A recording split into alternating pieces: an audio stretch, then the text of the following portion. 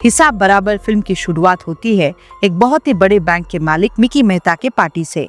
यहाँ उसका एक मिनिस्टर दोस्त उससे पूछता है, आप ये बेईमानी इतने आराम से कैसे कर लेते हो? तो मिकी मेहता समझाता है, दयाल साहब, हमारे बैंक में आम आदमी का पैसा है जो हर जगह 10 रुपए के लिए लड़ता है। बैंक में पैसा तो डाल देता है लेकिन उसे कभी ढंग से चेक नहीं करता। दूसरी ओर राधे मोहन एक टीटी है और हिसाब का बहुत पक्का है। चाहे जो भी हो जाए वो हिसाब बराबर रखता है। और ये सब करते हुए उसे एक औरत देख रही है। तब पता चलता है कि राधे हमेशा से एक सीए बनना चाहता था, लेकिन उसके पिताजी के गुजर जाने के बाद उसे अपना सपना छोड़ना पड़ा। अब वो सिर्फ रेलवे स्टेशन पर बच्चों को पढ़ाता है। राधे मोहन बताता है कि चाहे हमें थोड़े पैसे से फर्क ना पड़े, लेकिन यही थोड़ा पैसा मिलके करोड़ बनता है। राधे का एक बेटा भी है और उसकी वाइफ उन्हें छोड़ चुकी है। राधे मोहन अकेले ही अपने बेटे का पूरा ध्यान रखता है। दूसरी ओर मिकी मेहता जब अपने पैसों को चेक करता है तो बैंक में करोड़ों रुपए पड़े हुए हैं। उसी वक्त राधे मोहन को अपने बैंक स्टेटमेंट में कुछ गड़बड़ दिख जाता है। अगले दिन वो बैंक जाता है और कहता है, मेरे बैंक अकाउंट में पूरे 75 रुपए कम है। लेकिन बैंक वाले उसे सीरियसली नहीं लेते। पीछे से लोग भी उसे जाने के लिए कहते हैं। तब राधे कंप्लेंट देकर वापस चला जाता है। तब उस लड़की को याद आता है कि सालों पहले उसकी और राधे की रिश्ते की बात हुई थी। उसे राधे पसंद भी था, लेकिन राधे ने उसे रिजेक्ट कर दिया था कि इस लड़की की मैथ्स में नंबर कम है, ये हिसाब किताब में कमजोर होगी। आज राधे उसके सामने आ जाता है और एक दूसरे टीटी की मदद करता है कि आप फाइन थोड़ा कम लगा रहे हो। तभी एक आदमी की फाइल रह जाती है। राधे उस फाइल को स्टेशन ले जाता है, लेकिन ऑफिस बंद हो गई है। घर पे उसका बेटा उस फाइल पे दूध गिरा देता है। राधे को अब फाइल खोलनी पड़ती है जिसमें उसी सेम बैंक की स्टेटमेंट होती है। राधे उसकी भी स्टेटमेंट चेक करता है और देखता है कि इसमें 14 रुपए 25 पैसे कम है। अगले दिन राधे फिर से बैंक जाता है। बैंक वाले कहते हैं, हमने आपकी कंप्लेंट ऊपर भेज दी है, पर अभी जवाब नहीं आया।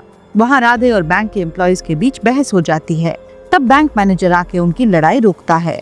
राधे अपनी प्रॉब्लम मैनेजर को बताता है। तभी एम्प्लॉय कहता है, सर, मैंने तो आपको ये कंप्लेंट दिखाई थी और आपने ही कहा था कि फालतू काम के लिए टाइम नहीं है। मैनेजर और एम्प्लॉय के बीच भी झगड़ा हो जाता है। फिर मैनेजर कहता है, कोई बात नहीं सर, हम आपकी कंप्लेंट चेक करेंगे। सीन शिफ्ट होता है ट्रेन में। अचानक ट्रेन रुक जाती है। लड़की ट्रेन से उतर जाती है और राधे की ट्रेन छूट जाती है। दोनों साथ में चल पड़ते हैं। राधे उससे रास्ता पूछता है और कहता है, मेरा फोन और वॉलेट ट्रेन में रह गया है, मैं आपको डिजिटली पे कर दूंगा, नंबर दे दीजिए। राधे घर जाकर उस लड़की को 80 रुपए ट्रांसफर करता है और अगले दिन 20 की चाय पीता है। धीरे धीरे दोनों पास आने लगते हैं। एक दिन राधे के साथ काम करने वाला आदमी टंडन उसे बैंक स्टेटमेंट देता है और कहता है, मेरा सीए बीमार है, थोड़ा मदद कर दे। तभी राधे को पता चलता है कि टंडन का भी सेम बैंक में अकाउंट है। राधे उसकी भी स्टेटमेंट चेक करता है और बताता है, आपके अकाउंट में हर महीने कम इंटरेस्ट आ रहा है, बैंक ने आपको 2.5 लाख तक कम दिया है। टंडन भी शॉक हो जाता है, पर राधे सोचता है कि बैंक ने टीवी क्यों दी थी, वो भी सिर्फ 1 रुपए में।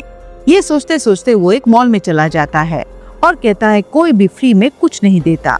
अब राधे अपने सभी साथियों को बैंक के स्कैम के बारे में बताता है। कहता है, ये लोग कस्टमर्स को थोड़ा थोड़ा कम इंटरेस्ट देते हैं। राधे सारी कैलकुलेशन करके दिखाता है कि बैंक वाले हर महीने 1 दिन का इंटरेस्ट लूट लेते हैं और छोटी छोटी रकम मिलाकर बैंक करोड़ों कमा लेती है और टोटल एस्टिमेट अमाउंट था 2400 करोड़। लेकिन उसके साथी कहते हैं, हर महीने 10 रुपए से क्या फर्क पड़ता है। वो लोग राधे की बात सीरियसली नहीं लेते। तो राधे बैंक के एक एम्प्लॉय के पास जाता है और कहता है, मुझे बैंक के 1200 कस्टमर्स की स्टेटमेंट चाहिए। राधे ये स्टेटमेंट्स लाकर अपने स्टूडेंट्स को देता है और पता चलता है कि सभी अकाउंट्स के साथ स्कैम हो रहा है। राधे जाकर पुलिस कंप्लेंट कर देता है, लेकिन पुलिस वाले भी मिकी के चमचे होते हैं। वो राधे को ही तंग करने लगते हैं कि चलो अब थाने चलो। जब राधे थाने पहुंचता है तो उसे धमकाया जाता है कि अगर कंप्लेंट झूठी निकली तो तुझे छोड़ेंगे नहीं। पर इस थाने की सब इंस्पेक्टर वही लड़की निकलती है जो ट्रेन में मिली थी और वही इस केस की इंचार्ज भी है। उसका नाम पूनम है, जो अपने प्रोफेशनल और पर्सनल लाइफ को बिल्कुल अलग रखती है। वो राधे से कहती है, ये केस आपने खुलवाया है तो बार बार थाने आने का टाइम आपको निकालना ही पड़ेगा। दूसरी तरफ मिकी उस एम्प्लॉय को पिटवा रहा है, पर उसका मिनिस्टर दोस्त कहता है, ऐसा मत कीजिए, अगर ये मर गया तो आपके बैंक के मर्जर में प्रॉब्लम आ जाएगी। अब पुलिस स्टेशन में पुलिस ऑफिसर्स राधे से पूछते हैं कि इतने सारे बैंक स्टेटमेंट्स आपको मिले कहाँ से। राधे कहता है, मैं नहीं बता सकता। तो पुलिस वाले बोलते हैं ये स्टेटमेंट्स नकली भी तो हो सकते हैं। तभी वहाँ बैंक का मैनेजर आ जाता है और कहता है ये लो मैडम, बैंक की असली स्टेटमेंट। अब कहानी पिछले रात को चली जाती है, जब उस एम्प्लॉय ने राधे से कहा था अपना और अपने बेटे का ध्यान रखना। अगले दिन राधे को उसके बेटे की बेबी सिटर मोनालिसा का कॉल आता है कि मनु स्कूल में है ही नहीं। राधे सब काम छोड़कर स्कूल भागता है और देखता है कि उसका बेटा वॉशरूम में बंद है। राधे सीधे पुलिस स्टेशन जाता है। वहाँ उसे पता चलता है कि उसके दिए गए स्टेटमेंट बैंक के दिए गए स्टेटमेंट से मैच नहीं करते। राधे समझ जाता है कि बैंक ने अपनी स्टेटमेंट बदल दी है। वो कहता है आप एक काम कीजिए, कस्टमर से उनकी स्टेटमेंट मंगवाइए। पुलिस वाले गुस्से में कहते हैं चलो वो भी करके देख लेते हैं। अब एक तरफ राधे टेंशन में है तो दूसरी तरफ मिकी मेहता मजे ले रहा है। उसके पैसे बढ़ते जा रहे हैं और छोटी छोटी अमाउंट के लिए कोई भी कस्टमर पुलिस स्टेशन नहीं आना चाहता। लेकिन कुछ दिन बाद कुछ लोग आते हैं। फिर पूनम राधे को बुलाता है, पर राधे उसके स्टेटमेंट देखकर कहता है आपका स्टेटमेंट तो बहुत बुरा है, सारे हिसाब गलत है। इस पे पूनम को सालों पहले की बात याद आ जाती है। वो राधे से कहती है आपने सिर्फ वही पेजेस देखे हैं जहाँ हिसाब गलत है, सही पेजेस तो कभी देखा ही नहीं। पूनम कहती है अगर किसी के अकाउंट में नंबर्स कम है तो इसका मतलब ये नहीं कि उसका पूरा हिसाब ही गलत है। 15 साल पहले जिसे आपने कम नंबर होने की वजह से रिजेक्ट किया था वो मैं ही हूँ। आगे पूनम कहती है मेरे हिसाब सही है या गलत ये आप नहीं, अब कोर्ट डिसाइड करेगा। अब पूनम ने सारा काम ईमानदारी से किया था, लेकिन कोर्ट जाने से पहले उसका सीनियर फाइल के साथ छेड़छाड़ करता है और कोर्ट में राधे गलत साबित हो जाता है। राधे बोलता है सर इन्वेस्टिगेशन करने वाले ऑफिसर को अकाउंट्स का ज्ञान ही नहीं है।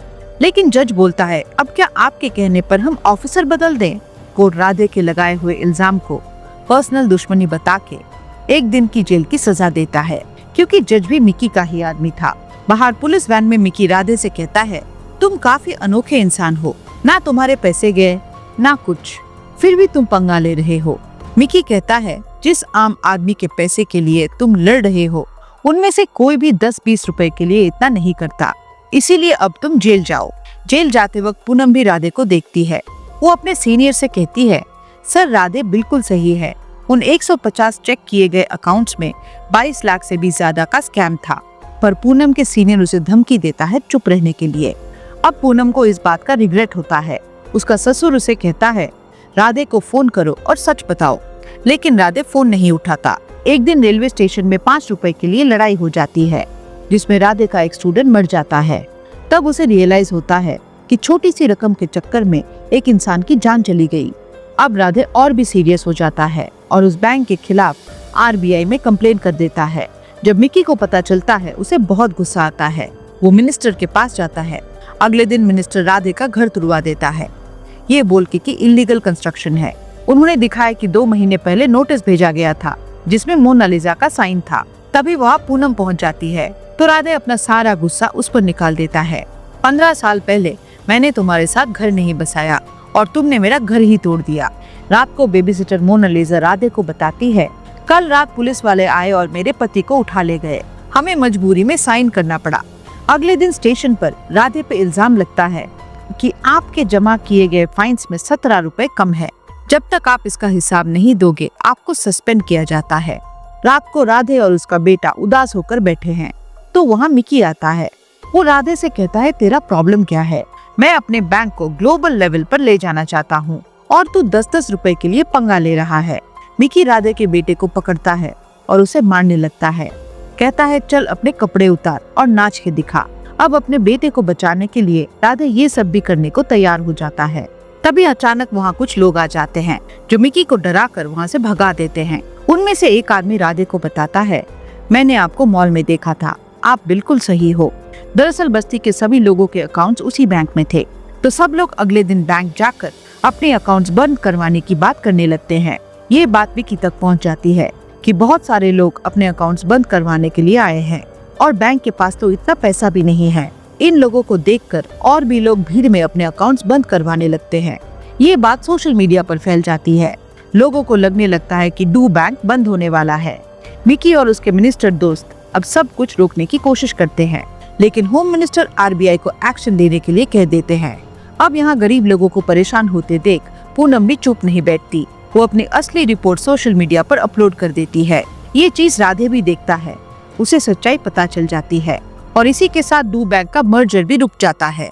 अब मिकी के पास देश छोड़कर जाने के अलावा और कोई ऑप्शन नहीं बचता, लेकिन बाहर जाने के लिए उसे अपना आधा से ज्यादा पैसा मिनिस्टर को देना पड़ता। मिकी वैसा ही करता है और 1500 करोड़ मिनिस्टर को दे देता है। अगले दिन मिकी हॉस्पिटल के बहाने से निकल जाता है। इधर राधे को अपना टीटी का जॉब बचाने के लिए 17 रुपए का हिसाब देना है। वो टेबल पर चढ़ जाता है और सारी रिसीट्स निकाल देता है, जिसमें हर दिन का फाइन गिना होता है। तब राधे बताता है, सर कंप्यूटर अक्सर 1 रुपए 90 पैसे को राउंड ऑफ करके 2 लिख देता है, यही सारा फर्क पड़ता है। वो राउंड ऑफ फिगर्स को सही करता है और हिसाब बराबर हो जाता है। लेकिन दूसरी तरफ मिकी को बिना किसी चेकिंग के एयरपोर्ट स्टाफ आगे जाने देते हैं। उसके बैग्स चेक ही नहीं होते। मिकी फ्लाइट में चढ़ जाता है और यहाँ राधे सभी इन्वेस्टिगेशन ऑफिसर से कहता है, सर हजारों करोड़ का स्कैम बचाने के लिए मुझे 17 रुपए का स्कैम में फंसाया गया, जो मैंने किया ही नहीं। आगे राधे कहता है, सर जिसने भी इस देश के साथ स्कैम किया है उसका हिसाब बराबर जरूर होगा। तभी मिकी के बैग्स आर्मी वाले रोक लेते हैं। मिकी चिल्लाता है कि आप लोग मेरे बैग्स नहीं रोक सकते, लेकिन जब बैग खोले जाते हैं तो उनमें से कीचड़ निकलते हैं। तभी मिकी को याद आता है कि रास्ते में कुछ लोग आए थे और दरअसल उन्हीं बस्ती वाले लोगों ने मिकी के बैग्स बदल दिए थे। दूसरी तरफ मिनिस्टर के घर पर आरबीआई की रेड बढ़ जाती है। सारा पैसा एक कचरे के ट्रक में डालकर पब्लिक के सामने रख दिया जाता है और आरबीआई आके वो सब ले जाती है। और इसी के साथ फिल्म की कहानी खत्म होती है। वीडियो अच्छा लगा तो इसे लाइक कीजिए and please consider subscribing to the channel. मिलते हैं अगले वीडियो में। नमस्कार।